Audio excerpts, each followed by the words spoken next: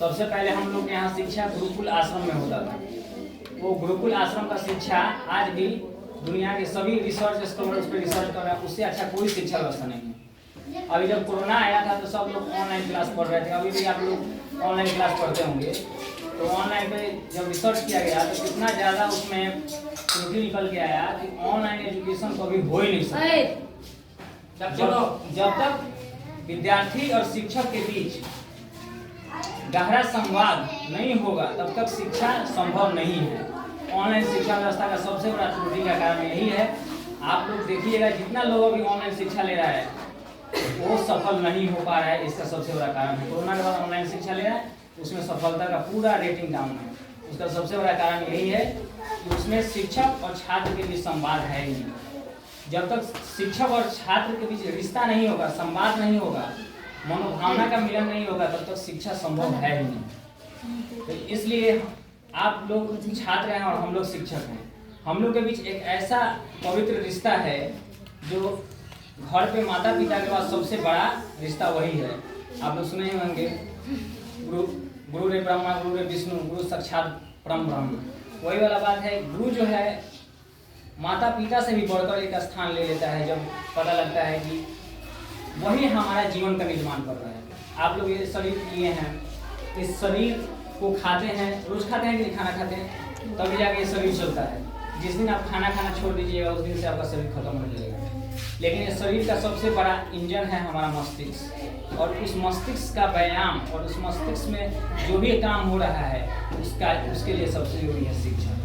तो शिक्षा के बिना हमारा शरीर पशु के समान है। हमारा शरीर जैसे लोग कहते नहीं है ये साफ बैल है, क्यों कहता है? क्योंकि शरीर बड़ा ले लिया है, उसका मस्तिष्क का कोई विकास नहीं कर पाया। माला एक साइड। तो हमारा भी शिक्षा व्यवस्था भारत में जब आज़ादी नहीं मिली थी उस समय दूसरे भाषा को छोड़कर भारत की शिक्षा व्यवस्था को छेड़छाड़ किया गया। लेकिन अभी फिर हम लोग उसी रास्ते पे आ गए हैं कि आपको आपके भाषा में शिक्षा देना है। आप अपने शिक्षक शिक्षा देंगे, वो अपना बन के शिक्षा देंगे। वो कभी यह एहसास नहीं देंगे कि वो बहुत बड़े शिक्षक हैं। शिक्षक कोई बड़ा शिक्षक नहीं होता है, वो एक साधारण शिक्षक होता है। और सबसे बड़ा चीज़ कहा गया है कि जो भी शिक्षक होते हैं वो एक असफल व्यक्ति होते हैं। क्योंकि कोई भी आप काम कर रहे हैं, जब काम बारी बारी से आप लगातार कीजिएगा तभी जाके काम में सफलता मिलती है। और अभ्यास करने से जो शिक्षा मिलता है वो शिक्षा लंबे समय तक रहता है। ऐसे आप कहीं ले लीजिए कि हाँ कोई बता दिया आपको, उसको ले लीजिए, जब तक वो अपने जीवन में नहीं उतारिएगा तो शिक्षा का कोई महत्व नहीं है। उसी तरह शिक्षक वो होते हैं कि उन्होंने अपने जीवन में वो असफलता ऐसा हासिल किए हैं कि उनको पता है कि कभी आप मैकेनिक के पास जाइए गाड़ी बनवाने, वो कैसे बता देता है कि आपका गाड़ी आवाज़ ऐसे कर रहा है तो यहाँ खराब होगा, क्योंकि वो वही काम कर रहा है। तो उसको अभ्यास है कि ऐसा होगा तो इसका परिणाम ये है। तो शिक्षक वो होते हैं कि जो बता देंगे छात्र के मनोभाव, मनोदशा, मनोस्थिति को समझ के कि वो ये कहना चाह रहा है, उसको यहाँ तक तकलीफ हो रही है, उसका मतलब उसको दिक्कत है। ये रहा हमारा शिक्षा व्यवस्था और शिक्षा के बारे में। अब हम लोग 5 सितंबर को शिक्षक दिवस मनाते हैं, डॉक्टर सर्वपल्ली राधाकृष्णन के जन्म दिवस।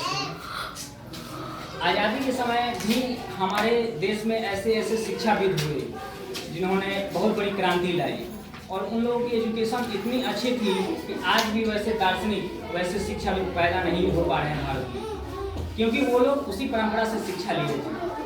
तो ये सर्वपल्ली राधाकृष्णन तमिलनाडु में जन्म लिए थे और इन्होंने भारत के सभी यूनिवर्सिटी में लगभग अध्यापन का कार्य किया। कलकत्ता विश्वविद्यालय उस समय अभी कलकत्ता है, दिल्ली विश्वविद्यालय में वाइस चांसलर रहे हैं। हमने जहाँ से पढ़ाई किया है काशी हिंदू विश्वविद्यालय में वो वाइस चांसलर रहे हैं। ऑक्सफोर्ड यूनिवर्सिटी में पढ़ाए हैं, मद्रास यूनिवर्सिटी में पढ़ाए हैं। वो रसायन केमिस्ट्री के साइंटिस्ट भी थे। और सबसे बड़ा चीज़ है दर्शन। जब तक आप एक शिक्षक को दार्शनिक होना जरूरी है। जब तक एक शिक्षक दार्शनिक नहीं होगा वो अपने छात्रों की मनोदशा को नहीं समझ सकता है। तो ये दार्शनिक भी थे। और सबसे बड़ा चीज़ इनमें था कि ये इंडियन फिलोसफर थे। भारतीय दर्शन को ये जानते थे कि भारत की क्या समस्या है, भारत के लोग कैसे जी रहे हैं, उनको क्या जरूरतें हैं। इसलिए उस समय ये बहुत अच्छे शिक्षक के रूप में जाने जाते थे। दुनिया में भी पढ़ाते थे, भारत में भी पढ़ाते थे, बहुत जगह इन्होंने शिक्षा से सेवा दिया। इसलिए इनके जन्म दिवस पे शिक्षक दिवस मनाते हैं। ये बाद में चल के हम लोग के उपराष्ट्रपति भी हुए, फिर राष्ट्रपति हुए, फिर उनको 1954 में भारत रत्न भी मिला। तो ये भारत के सभी पदों को लगभग सर्वश्रेष्ठ पदों को धारण करने वाले, मतलब भारत के बहुत नागरिक बने सबसे पहले। इनसे ज़्यादा कोई पद धारण किया ही नहीं था आज़ादी के बाद, इसलिए इनके जन्म दिवस को मनाते हैं। तो सबसे बड़ा चीज़ है कि जो आप छात्र हैं और हम लोग शिक्षक हैं, हम लोग के बीच एक अभिभावक की तरह और अच्छे सा रिश्ता नहीं रहेगा, आप शिक्षक का इज्जत नहीं करेंगे और अनुशासन के साथ नहीं रहेंगे। जब तक आप अनुशासन के साथ नहीं रहेंगे, कोई शिक्षा आप पे कोई दबाव असर कर ही नहीं सकता है। तो सबसे बड़ा चीज़ है आप अनुशासित रहिए, रोज विद्यालय आइए और शिक्षक से संबंध अच्छे बना के रहिए और पढ़िए और तरक्की कीजिए। बहुत